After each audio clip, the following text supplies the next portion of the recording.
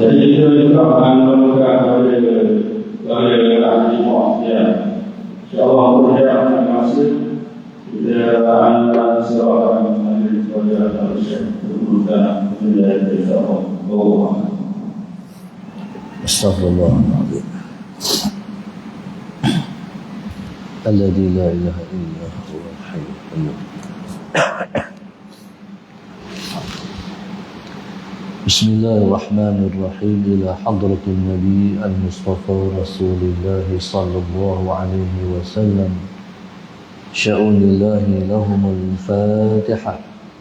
A'udzu billahi minasy syaithanir rajim. Bismillahirrahmanirrahim. Alhamdulillahi rabbil alamin. Arrahmanir rahim. Maliki yaumiddin.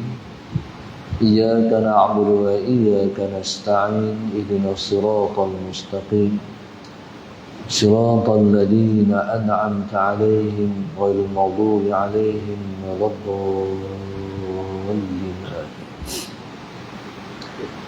Bismillahirrahmanirrahim. Assalamualaikum warahmatullahi wabarakatuh. Alhamdulillahi rabbil alamin.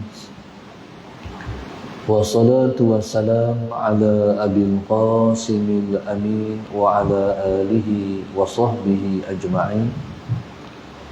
Qala rabbi shrah li sadri wa yassir li amri wahlul 'uqdatam min lisani yafqahu qawli.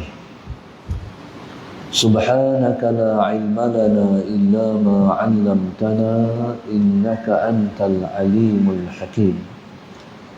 Wa la hawla wa la quwwata illa billahil aliyyil 'azim. Allahumma salli wa sallim wa barik ala sayyidina Muhammad al-fatihi lima ughliq wal khatimi lima sabaq nasiril haqq bil haqq wal hadi ila siratikal mustaqim sallallahu alaihi wa ala alihi wa sahbihi haqqa qadrihi wa miqdarihi al-'azim. A'udzu billahi minasy syaithanir rajim.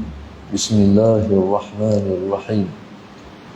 Bismillahirabbil azim war rasulil karim wal malaikatil muqarrabin. Assalatu wassalamu alayka ya sayyidi ya Rasulullah. Khudh bi yadi qallat hilati adrikni. La ilaha illallah wahdahu la syarika lah. Lahul mulku wa lahul hamdu wa huwa ala kulli syai'in qadir. Fadilatul Imam, seluruh ahli kuasa masjid, para asatizah, muslimin dan muslimat yang mati Allah sekalian, alhamdulillah. Pada petang ini, marilah sama-sama kita merafakkan rasa syukur yang setinggi-tingginya kepada Allah Subhanahu wa taala. Allahumma salli ala sayyidina Muhammad yang telah mengizinkan kita pada petang ini untuk mendaurahkan sebuah kitab, iaitu Hati Tempat Pandangan Allah Subhanahu wa taala. Jangan minum air tutup. Dan saya tak minta jangan siapa nak minum air itu minum sebelum ataupun selepas mengajian. Waktu mengajian jangan minum.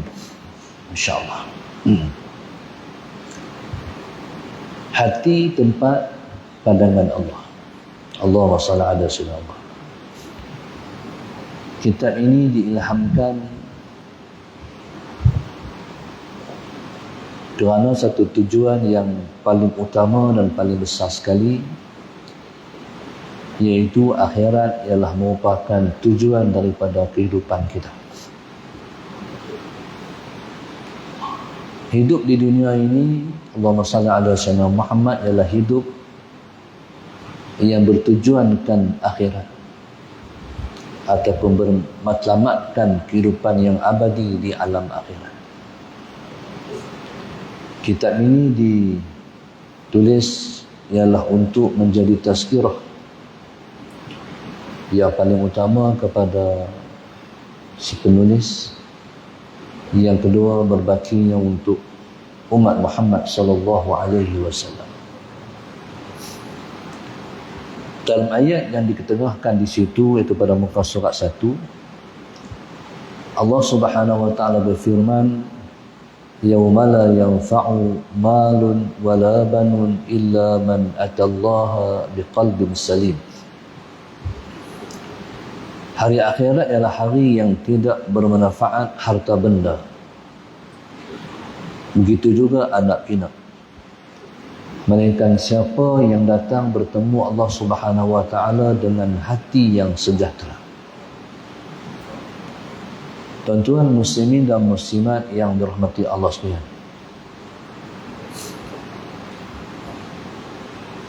bila kita bercakap tentang hari akhirat, hari akhirat seperti mana yang saya sebutkan tadi, ialah hari yang menjadi tujuan terakhir kita. Kerana kehidupan kita akan berakhir di sana. Kehidupan di dunia ini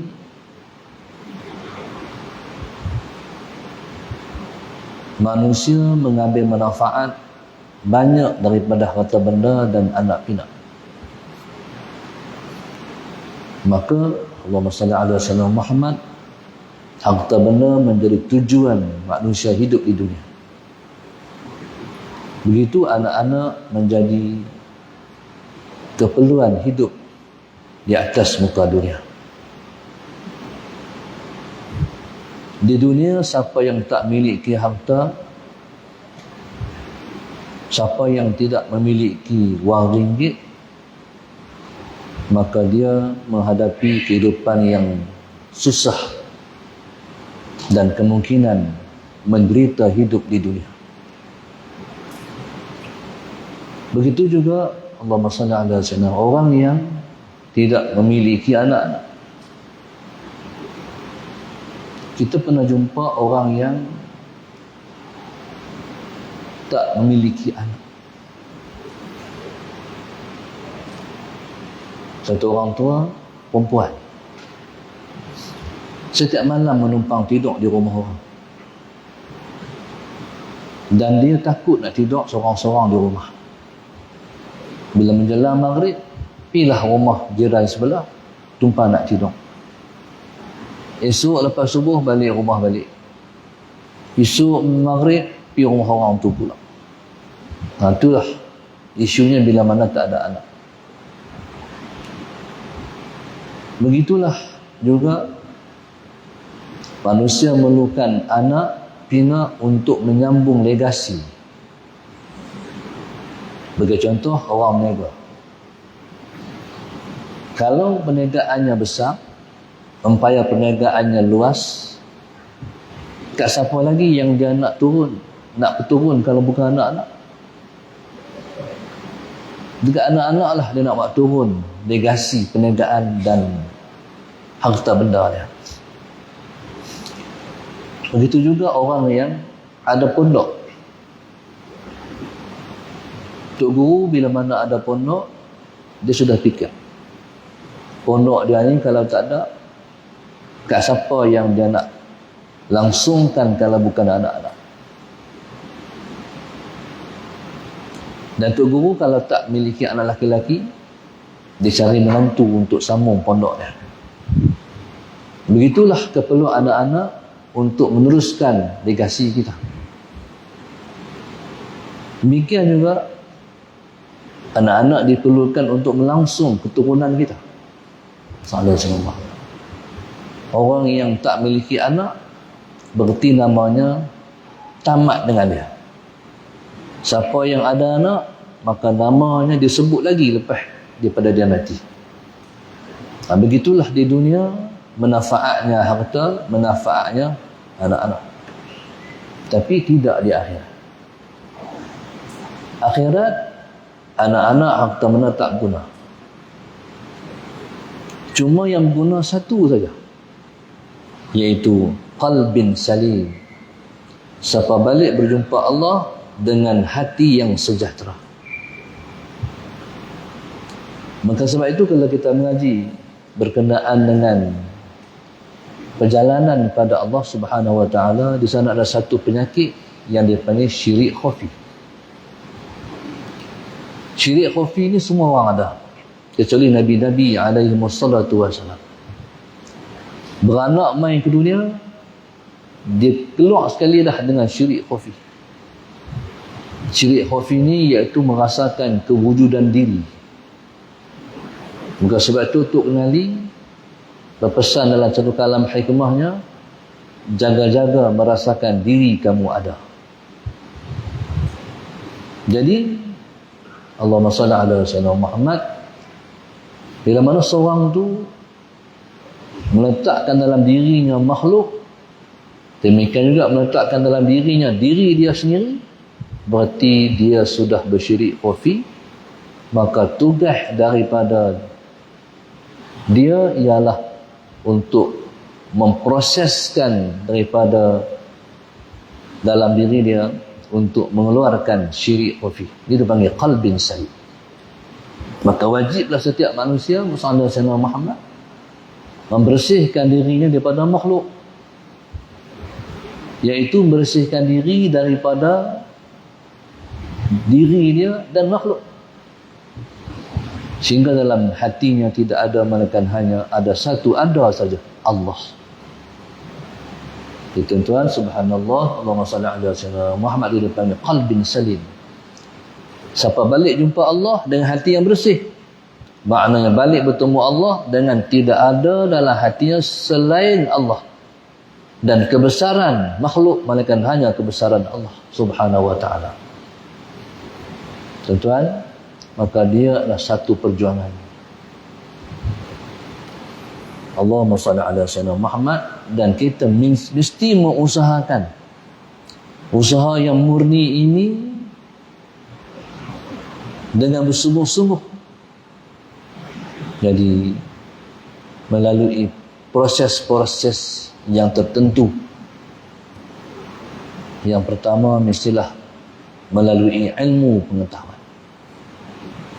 Kalau tidak ada ilmu, macam mana kita nak membersihkan diri kita? Macam mana kita nak membersihkan hati kita? Allahumma salli ala sayyidina. Jadi ilmu ialah keutamaan yang utama untuk memperoleh qalbin salim, untuk memperoleh hati yang sejahtera. Allahumma salli ala sayyidina Muhammad. Maka subhanallah, maka hakikat di dunia mestilah kita memahami bahawa kehidupan di dunia ialah kehidupan yang Tuhan bagi sangat berguna, dan masa dia pun tak panjang. Tuhan bagi peluang untuk memproseskan untuk mendapat hati yang sejahtera ni tak lama, masa sangat singkat. Jadi masa yang sangat singkat inilah yang berguna untuk masa yang sangat panjang dan lama berkekalan, iaitu akhirat. Jadi maknanya waktu yang kita ada sangat berharga. Waktu yang kita ada sangat penting. Maka sebab itu banyak orang yang bila mana dia tidak ada ilmu, dia telah banyak meluangkan masanya untuk dunia, tidak untuk akhiratnya. Sedangkan dunia ni Tuhan bagi umur untuk kita hidup, Allahumma salli ala sayyidina Muhammad, untuk menjadi modal untuk akhirat yang panjang. Banyak orang yang gunakan umur dia buang usia. Allahumma salli ala sayyidina Muhammad. Kita ni tuan-tuan, hatta kalau kita tidur sekalipun, bagi orang yang namanya salikin, tidurnya bukan membuang masa. Tidurnya ialah ibadah. Tidurnya adalah satu proses untuk membersihkan diri juga. Tidurnya ialah tu proses untuk mensejahterakan hati juga. Contoh, Bismillahirrahmanirrahim.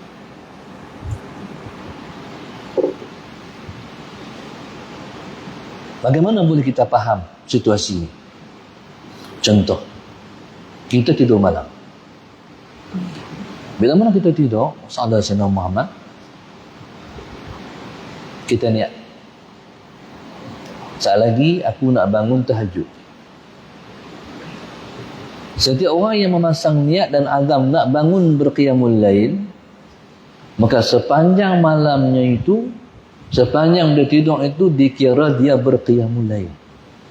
Itu maknanya orang salikin tidak dikira tidurnya sia-sia, tapi semuanya ialah proses pembersihan hati juga.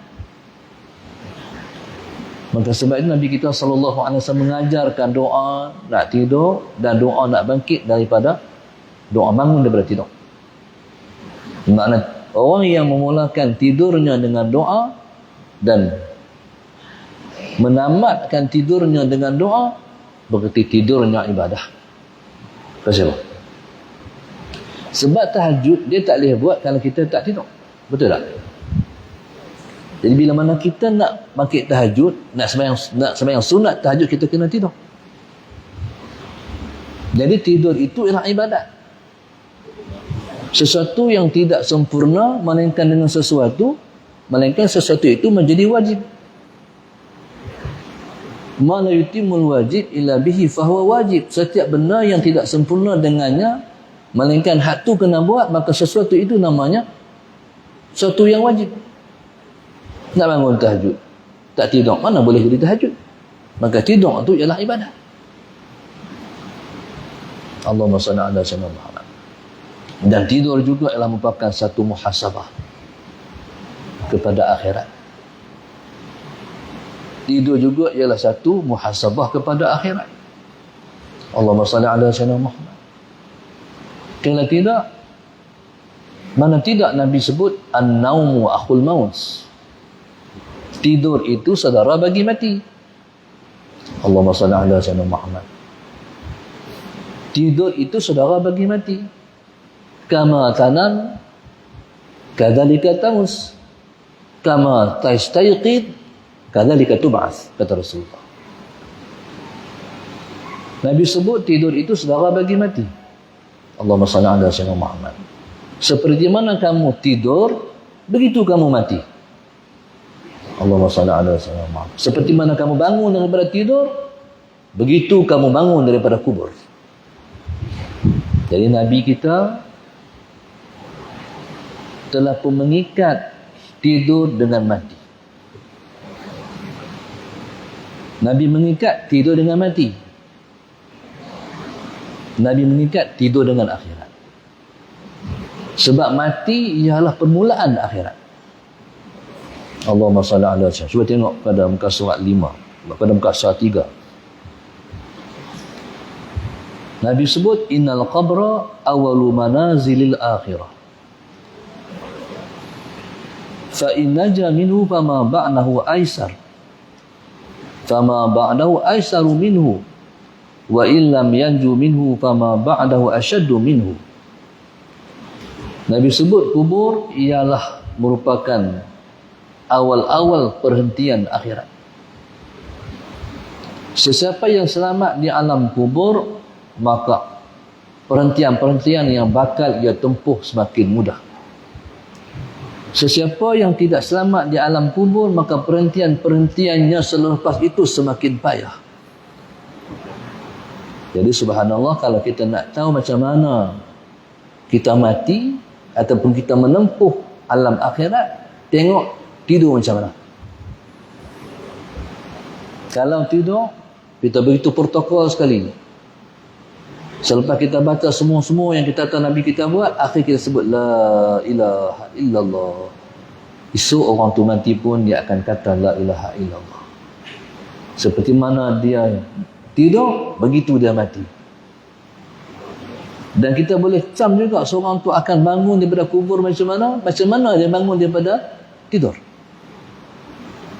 Bagaimana dia akan bangun daripada kubur esok, kita tahu melalui bagaimana dia bangun daripada tidur. Jaga-jaga langsung, alhamdulillahilladzi ahyana ba'dama amatana wa ilaihin nusyur.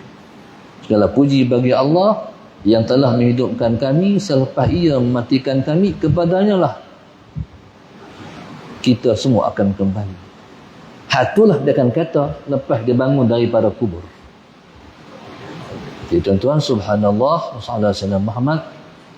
Maka sebab itu Allah Subhanahu wa taala sentiasa menghubungkan kehidupan ini dengan kematian.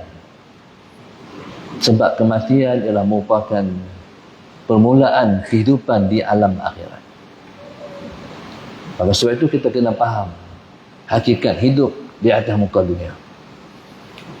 Dalam muka surat 3 itu juga Nabi kata, kun fid dunya ka'annaka gharib aw 'abiru sabil. Hiduplah kamu di dunia ataupun jadikan diri kamu di dunia ka'annaka gharib, seolah-olah kamu itu orang dagang. Aw 'abiru sabil, ataupun orang yang melalui di jalanan saja. Orang dagang ataupun pedagang, kalau dia ke negara orang, tujuannya lah untuk niagakan harta benda dia. Dia nak niagakan barang perniagaan dia. Dalam kepala otak dia, nanti dia akan balik juga ke kampung dia. Nanti dia akan balik juga ke negeri dia. Begitulah Nabi suruh kita hidup di dunia ni. Macam mana pun dalam kepala otak kita nak balik akhirat. Sebab akhirat ialah kampung kita. Yang sebenarnya akhirat ialah kampung asal kita semua. Itu Nabi suruh jadi. Aw 'abiru sabil, ataupun jadilah kamu orang yang lalu di jalanan saja.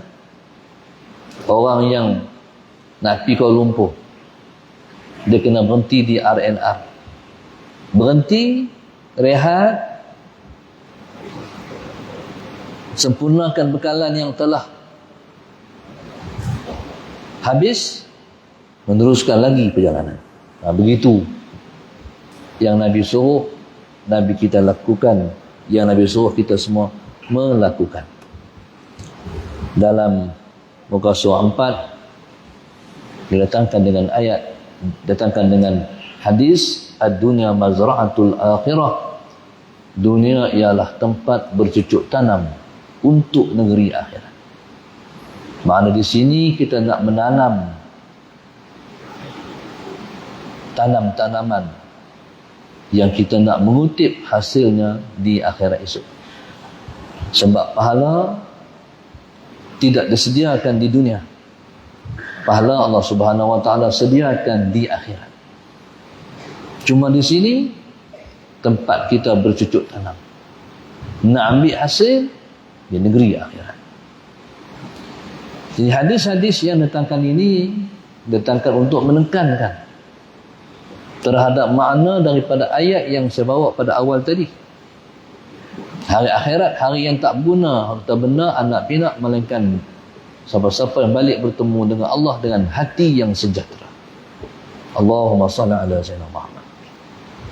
Untuk itu Nabi SAW memuji umatnya yang berumur panjang, amalnya baik. Nabi sebut dalam muka surah 4 itu, khairukum man tala umruhu wa hasuna amaluh. Orang yang paling baik di kalangan kamu ialah siapa yang berumur panjang, amalnya baik.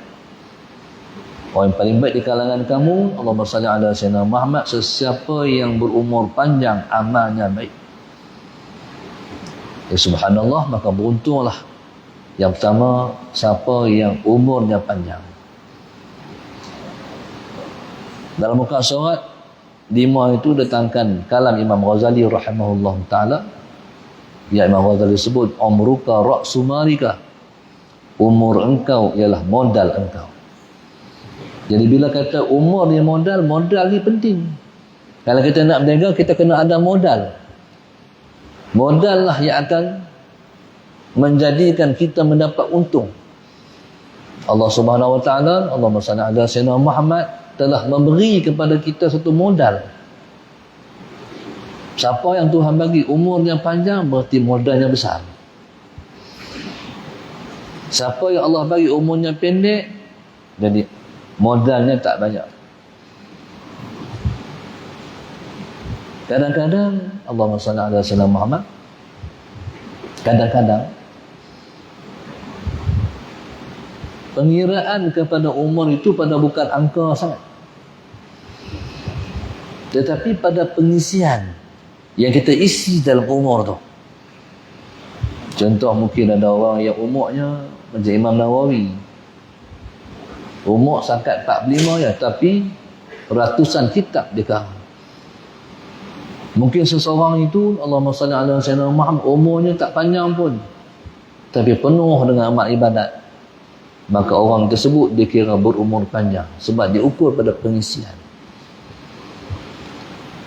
Jadi tuan-tuan, subhanallah, maka pergunakan umur yang panjang untuk mengisi di dalam dunia ini untuk mendapat keuntungan di akhirat. Yang kedua, pada bab 2, hati adalah tempat pandangan ilahi.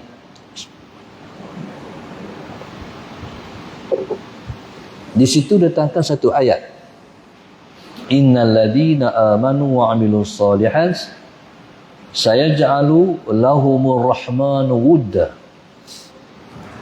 Baik. Allah sebut bahwasanya orang-orang yang beriman dan beramal amal yang soleh, Allah Subhanahu wa taala akan jadikan perasaan kasih sayang orang kepada dia. Baik. Allahumma salli ala sayyidina Muhammad. Okey, bila kita bercakap tentang hati tempat pandangan Allah, tentulah kita nak tahu, Allahumma salli ala sayyidina Muhammad, adakah kita dipandang Allah? Adakah kita dipandang oleh Allah? Bagaimana dapat kita tahu hati kita dah dipandang Allah? Bila mana kita dikasihi oleh ramai orang. Kita dikasihi oleh ramai orang. Nak bagi Tuhan kasih dua benda ya. Beriman, beramal amal soleh. Bila kita beriman, kita beramal amal yang soleh, maka Allah pun kasih pada kita. Bagaimana Allah menunjukkan kasihnya? Saya ja'alu lahumur rahman wudda. Tuhan bagi jadi kepada mereka itu wudda, kasih sayang orang kepada mereka. Sebagai contoh, manusia ni dikasih pada orang baik. Manusia ni dikasih pada orang-orang soleh. Ini fitrah. Dan manusia membenci orang-orang jahat. Jadi bila mana seorang tu seorang yang baik, orang semua kasih. Contoh kata-kata tu imam. Tu imam ni kadang-kadang dia, Allahumma salli ala sayyidina Muhammad, dia lebih sibuk lagi daripada YB. YB duduk dalam dun, tu imam duduk dalam Korea. Dia lebih hampir dengan anak Korea daripada orang lain. Kadang-kadang tu imam sallallahu alaihi wasallam Muhammad, yang YB tak cakna, dia kena cakna. Apa dia contohnya? Satu rumah tu berkelahi laki bini, berperang. Anak pergi rumah tu imam, Assalamualaikum tu imam, Assalamualaikum tu imam. Pukul 2 pagi. Akhir tu imam keluar rumah genjing-genjing mata pasal apa? Tu imam tolong tu imam, mak ayah berkelahi, berang. Allah, mak ayah. Tu imam pun genjing-genjing mata, ambil wuduk pergi. Selesai masalah yang berkait dengan rumah tangga orang. Kadang-kadang tu imam tengah makan nasi, Saudara Muhammad, Tengah makan nasi, Assalamualaikum. Ni tengah makan nasi ni baru 3 mulut. Allah, siapa main pula? Tu imam pun basuh tangan pergi selesai masalah orang. Sallallahu alaihi Muhammad. Dia ni bila makan nasi, dah basuh, nak mula balik lagi, tak sama macam tadi dah, betul tak? Itu pengorbanan tu imam. Tu imam ni kalau dia, sebab itu, bukan mudah menjadi seorang imam. Maka sebab itu, kalau tu imam betul-betul dia imam, seseorang yang nak jadi imam, betul-betul dia faham kerja buat dia, akhirnya tuan-tuan, apa yang dia dapat? Anak qaria, anak makmum, semua kasih dia. Betul tak?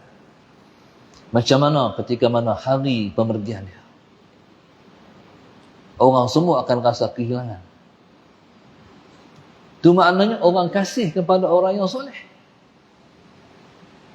Tu imam ni bukan sekat dia soleh, dia juga muslih. Kalau soleh, kita aja baik. Kalau muslih, kita turut membaikkan orang. Kita turut nak bagi jadi orang lain pun soleh.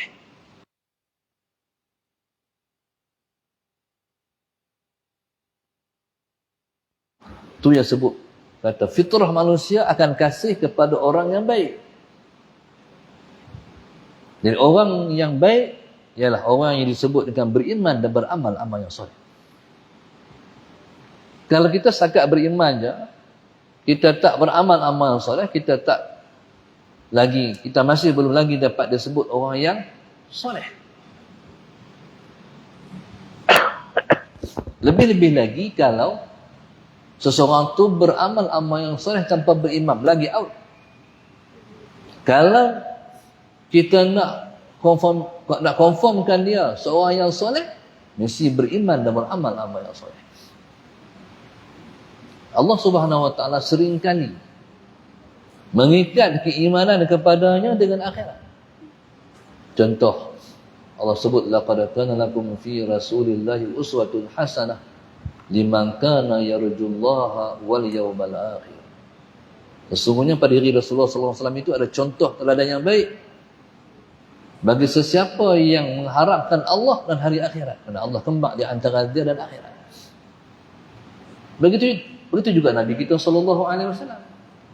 Kalau Nabi sebut beriman pada Allah, Nabi akan sambung beriman dengan akhirat. Contoh, man kana yu'minu billahi wal yawmil akhir falyukrim dhaifahu.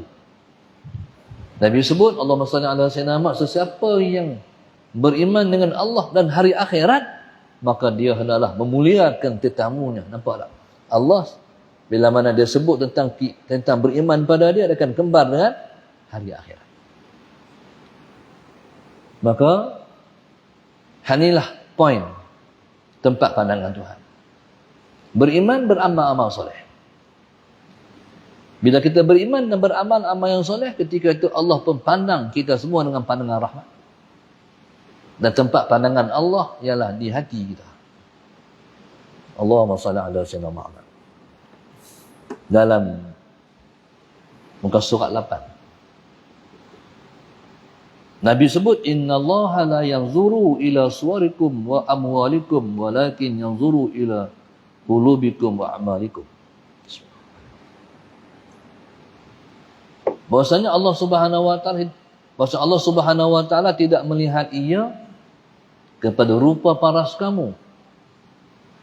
Dan Allah Subhanahu wa taala juga tidak melihat ia kepada harta benda kamu. Tetapi melihat ia kepada hati kamu dan juga amalan kamu. Tuan-tuan, yang Allah tengok adalah hati kita dan amal kita. Amal macam mana yang Tuhan tengok? Amal yang Tuhan tengok ialah amal yang namanya amal soleh. Ada juga amal, sekalipun dia dilihat sebagai amal soleh, tapi Tuhan tak kira dia amal soleh. Walaupun rupanya amal soleh, tapi kalau Tuhan tak kira dia amal soleh, maka tak dikira dia sebagai amal soleh. Contoh, ada orang yang belajar, dia mengaji. Tujuannya supaya nanti dia dapat ilmu, orang kata dia orang berilmu. Orang yang bersedekah. Yang bersedekah. Tapi dia nak tujuan daripada sedekah ni dikatakan dia pemurah. Orang yang berjihad. Allahumma salli ala Muhammad.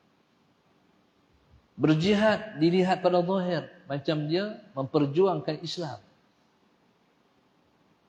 Tapi dia ada tujuan apa untuk dikatakan orang pada dia.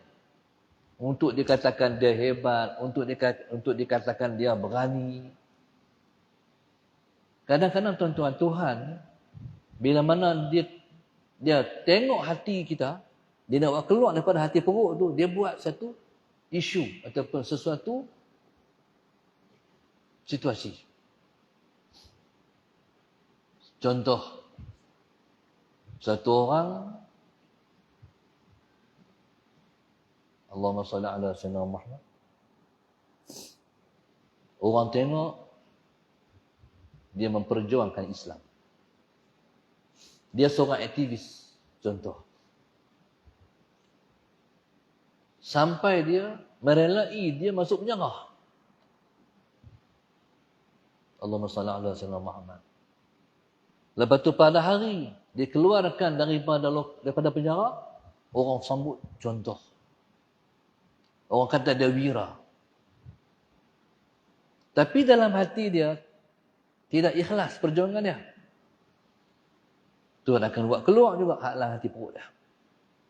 Untuk orang kata, oh dia ni hari itu kita kata dia ikhlas, rupanya dia tak ikhlas ni. Sebenarnya tuan-tuan, dia ialah satu pengulangan kepada sejarah yang berlaku kepada Iblis. Iblis ni, dia ialah guru kepada malaikat. Satu hari,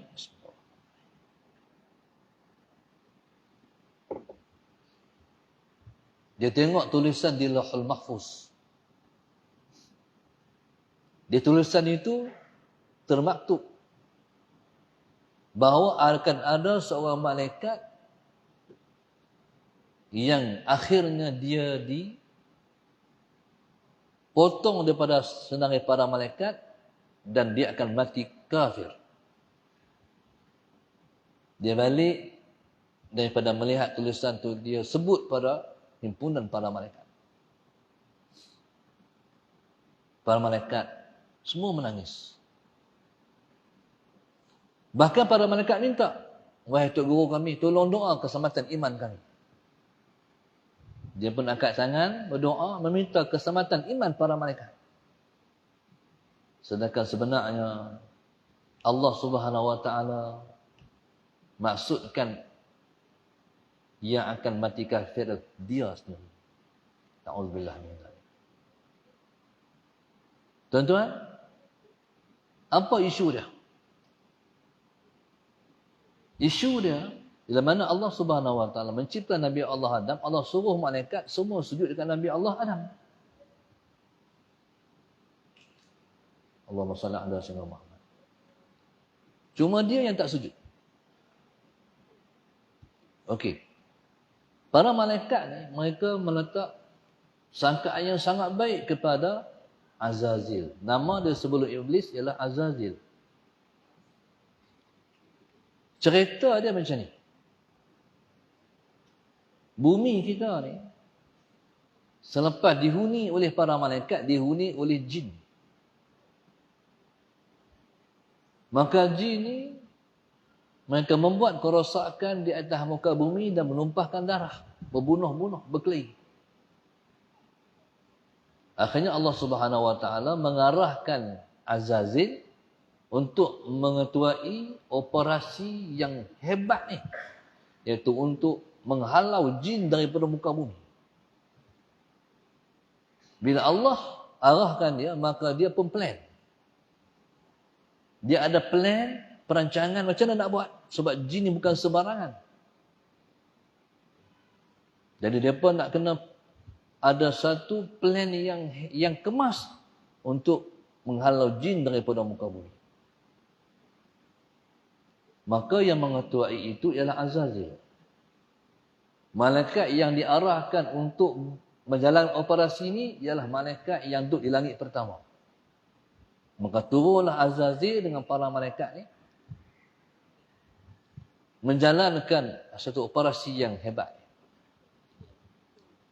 Akhirnya jin-jin ni pun dihalau daripada muka bumi, maka duduk di gunung-gunung, duduk di bukit-bukit.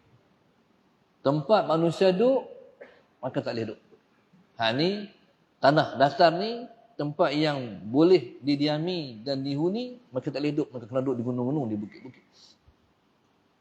Kesimpulannya, operasi ini sangat berjaya. Bila berjaya, para malaikat ni puji dia. Hebat hang Azazil. Hebat. Hebat. Bila kata hebat, hebat, hebat, hati dia berbunga. Hati dia kata, hebat aku. Bila timbul hati tu point dia. Allah nak buat keluar dalam hati perut dia. Yang paling Allah benci tu. Yang paling Allah benci bila mana kita ni, dalam hati kita, kita ambil hak Allah.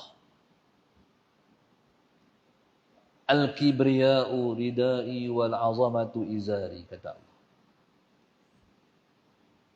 Kesombongan itu ialah ridaku. Allahumma salli ala sallam. Kebesaran itu ialah kainku, maknanya pakaian Tuhan. Siapa pun tak boleh pakai itu. Siapa pun tak boleh ada kesombongan, siapa pun tak boleh ada kebesaran. Bila ada, tentulah poin yang Tuhan benci. Jadi tuan-tuan, maka bila ada dalam hati Azazil hak tu, jadi Allah Subhanahu Wa Taala yang melihat kepada hati hamba dia. Malaikat tak tahu. Malaikat puji dia. Akhirnya Allah nak buat keluar hak dalam hati perut dia. Melalui Allah Subhanahu Wa Taala mencipta Nabi Allah Adam. Bila Allah mencipta Nabi Allah Adam, Allahumma salli ala sayyidina Muhammad, selesai, Allah Ta'ala suruh malaikat semua sujud kepada Nabi Allah Adam. Ketika suruh sujud, dia tak mau sujud. Bila dia tak mau sujud, berarti dia mula menentang Tuhan. Ketika itu para malaikat berpandangan sama-sama mereka. Apa jadi? Kenapa Tok Guru mereka tak mau sujud? Kenapa Tok Guru mereka menentang Tuhan? Kenapa Tok Guru mereka protes Tuhan? Para malaikat tak boleh terima. Pasal apa? Allah pun tanya, pasal apa hang tak mau sujud? Dia pun beri jawapan, ana khairum minhu. Aku lebih baik daripada dia. Khalaqtani min nar wa khalaqtahu min tin. Allahumma salli ala sayyidina. Engkau mencipta aku daripada api, engkau mencipta dia daripada tanah. Tuan-tuan, keluar ada hati perut ya. Kalau Tuhan tak buat Nabi Allah Adam tak buat keluar, sombong dah tu. Tuan-tuan, saudara saudara Muhammad, kita takut itu. Orang-orang yang kita puja, orang kita puji, orang kita angkat. Kadang-kadang yang dipuji, yang diangkat tu diri kita sendiri.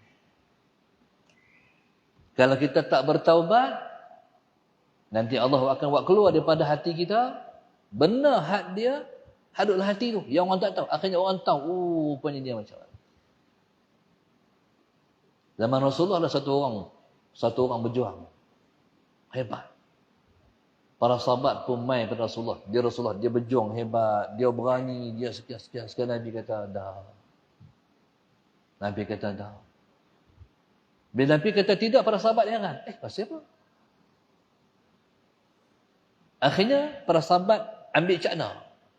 Sebab Nabi kata, sebab Nabi menafikan kehebatan dia, kepahlawanan. Nabi kita tolak. Para sahabat ambil poin. Akhirnya mereka rapat melihat laki-laki. Dalam satu peperangan, laki-laki ini dia cedera parah.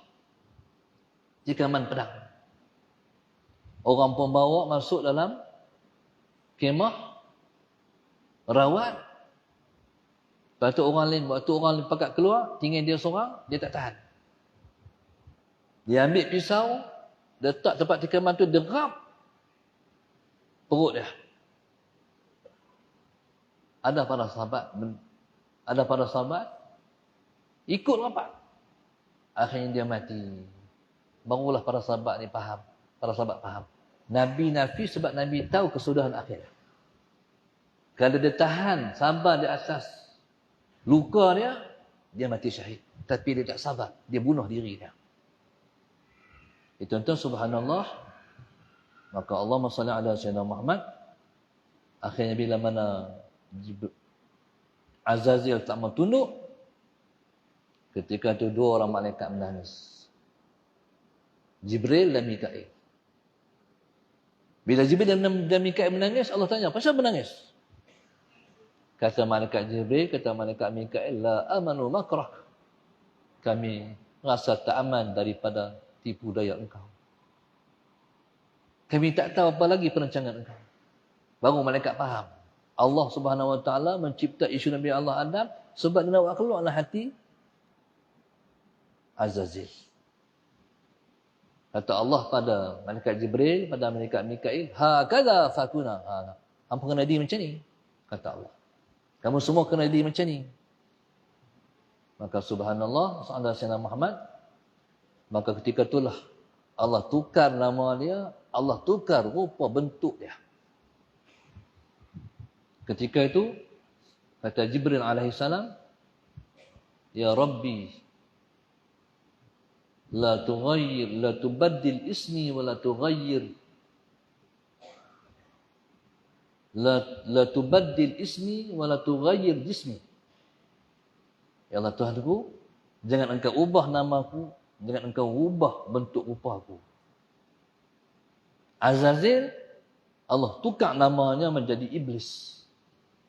Iblis maknanya orang yang jauh dari rahmat Allah. Habislah.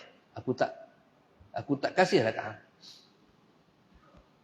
Dan Allah tukar rupa bentuk badan dia daripada hak cantik jadi buruk seperti katak puru. Jikalau tengok katak-katak puru tu, bayangkanlah macam itulah berutunya tubuh iblis laknatullahi alaihi. Maka subhanallah, poin tuan-tuan, Allah tengok hati hamba-Nya. Allah nak benci, Allah tengok hati kita. Allah nak kasih, Allah tengok hati kita. Jadi kalau amal soleh kita buat berbetulan dengan perintah Allah dan Rasulnya, maka nama amal soleh. Tapi amal soleh yang kita buat tak berbetulan dengan kehendak Allah dan Rasulnya, ada tujuan lain daripada hal itu, maka nama sahaja amal soleh, tak dinamakan amal soleh. Zahir sahaja amal soleh, sedangkan dia tidak pun amal soleh. Sebab itu kata ulama, al-ibratu ma yantiju min. Kata ulama, la ibrata bil ta'ati wala bil ma'siyati, innamal ibratu ma yantiju minhuma. Kata ulama, Allahumma salli ala sayyidina Muhammad. Kata para ulama, tidak ada perkiraan pada taat dan maksiat. Yang dikira ialah apa yang keluar daripada taat, apa yang keluar daripada maksiat. Seorang tu buat taat, tak kira lagi taat ada taat. Seorang tu buat maksiat, tak dikira lagi maksiat itu maksiat. Sehingga hasil daripada taatnya itu apa? Hasil daripada maksiat itu apa? Contoh, mayang tahajud, qiyamul lail. Bismillah. Timbul daripada qiyamul lail sombong, maka qiyamul lailnya dikira maksiat. Seorang yang buat maksiat tapi timbul daripada maksiatnya taubat, maka dikira taat. Allahumma salli ala sayyidina Muhammad. Sebab itu Allah sebut at-taibu habibur rahman. Orang yang bertaubat itu kekasih Tuhan yang bernama Rahman. Kalau tak berdosa, macam mana nak timbul taubat? maka dosanya itu dikira taat selepas dia bertaubat. Maka tuan-tuan, subhanallah, Allahumma salli ala sayyidina Muhammad, maka itulah kedudukan Allahumma salli ala sayyidina Muhammad bagi orang-orang yang melakukan taat kepada Allah Subhanahu wa taala. Begitulah kedudukan bagi orang-orang yang melakukan maksiat pada Allah Subhanahu wa taala. Insya-Allah kita berhenti di situ dulu. Nanti kita sambung insya-Allah pada tajuk yang ketiga lepas maghrib nanti insya-Allah. Wallahu subhanahu wa ta'ala alam. Al-Fatihah. A'udzu billahi minasyaitonir rajim. Bismillahirrahmanirrahim. Alhamdulillahi rabbil alamin. Ar-Rahmanir Rahim. Maliki yaumiddin. Iyyaka na'budu wa iyyaka nasta'in. Ihdinas siratal mustaqim. Siratal ladzina an'amta 'alaihim ghairil maghdubi 'alaihim waladdallin. Allahumma nawwir qulubana bihidayatik. Allahumma nawwir qulubana bihidayatik. Allahumma nawwir qulubana kama nawatal ardha bi nuri syamsika abadan abada bi rahmatika ya arhamar rahimin. Rabbana atina fid dunya hasanah wa fil akhirati hasanah wa qina adzabannar. Sallallahu alaihi wasallam. Alhamdulillahi rabbil alamin. Taqabbalallahu minkum.